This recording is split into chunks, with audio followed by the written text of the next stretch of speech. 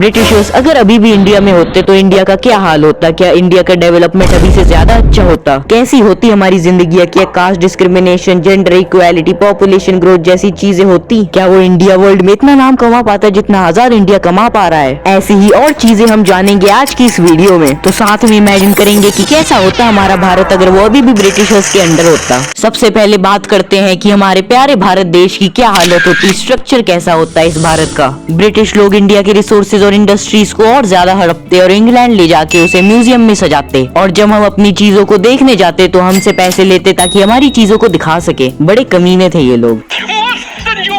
Infrastructure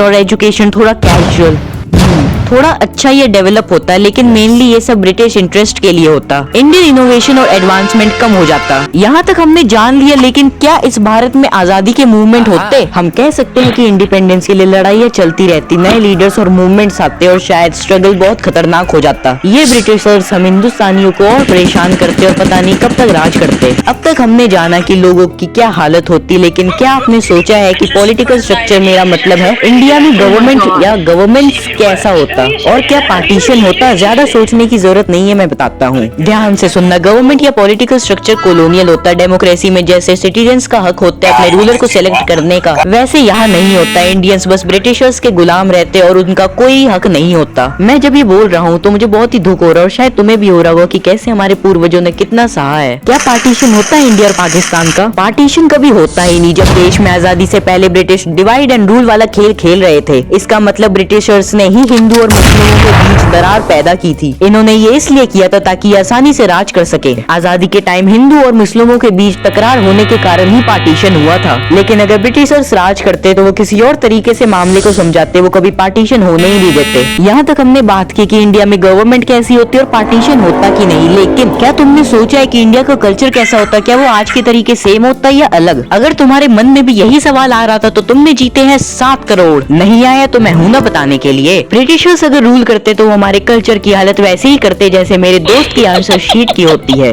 गवार कहीं का। ब्रिटिश इन्फ्लुएंस में हमारी ट्रेडिशनल प्रैक्टिसेस और ज्यादा बरसे बदतर होती, और वो हमें कहते हैं कि तुम्हारी कल्चर हमारे वेस्टर्न कल्चर के आगे कुछ भी नहीं है, लेकिन बात इसके बिल्कुल उल्टी है। वो हमें और ज्यादा इंग्लिश सिखाने पर फोकस करते, जितना सिखाया है उस पर मार्क्स आते नहीं। अगर और सिखा देते तो पता नहीं क्या होता। और अगर तुम इंग्लिश में अच्छे हो तो कमेंट में अपने इंग्लिश के मार्क्स बताना। क्या ब्रिटिश के अंडर इंडिया भी इतनी तरक्की कर पाता जितनी वो आज कर रहा है?